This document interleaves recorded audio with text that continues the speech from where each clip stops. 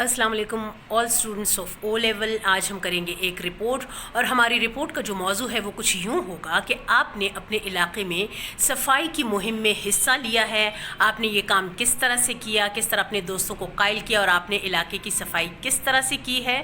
تو اس حوالے سے لوگوں میں شعور کیسے اجاگر کیا، اس پر آج ہم ایک رپورٹ کریں گے. اس حوالے سے آج میں آپ کو اس کا مواد بتاؤں گی، اس پہ ہم ڈسکس کریں گے کہ آپ کو اس کو کس طرح کرنا ہے.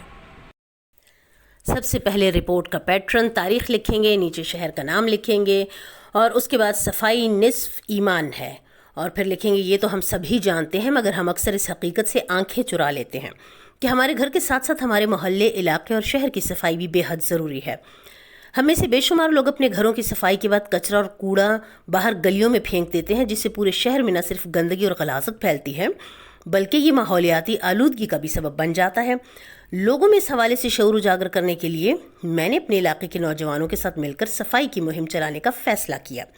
اس سلسلے میں طے یہ ہوا کہ علاقے کے تمام نوجوان میرے گھر میں اکٹھے ہوں گے. یہاں بیٹھ کر ہم صفائی مہم کے لیے لائحہ عمل طے کریں گے. پھر مقررہ دن پر ہم سب نوجوان اکٹھے ہو گئے اور سب کا جوش و خروش دیدنی تھا. ہم نے سب سے پہلے پیمفلٹ چھپوائے، جس کا مقصد لوگوں میں شعور اجاگر کرنا تھا کہ وہ اپنے گلی محلے اور شہر کو بھی گھر کی طرح صاف ستھرا رکھیں. پھر اگلے دن صبح صبح ہم سب میدان عمل میں تیار کھڑے تھے. ہم نے ٹولیوں کی شکل اختیار کی اور آپس میں اپنے محلے کے مختلف حصے تقسیم کر لیے کہ کس طرف کی صفائی کس ٹولی کے ذمے ہوگی. اس طرح سے ہمیں محلے کے جو بڑے اور بزرگ تھے وہ بھی دیکھ کر بے حد خوش تھے، اور ایک ہمارے بزرگ نے تو کہا، نہیں نا امید اقبال اپنی کشت ویراں سے، ذرا نم ہو تو یہ مٹی بڑی زرخیز ہے ساقی.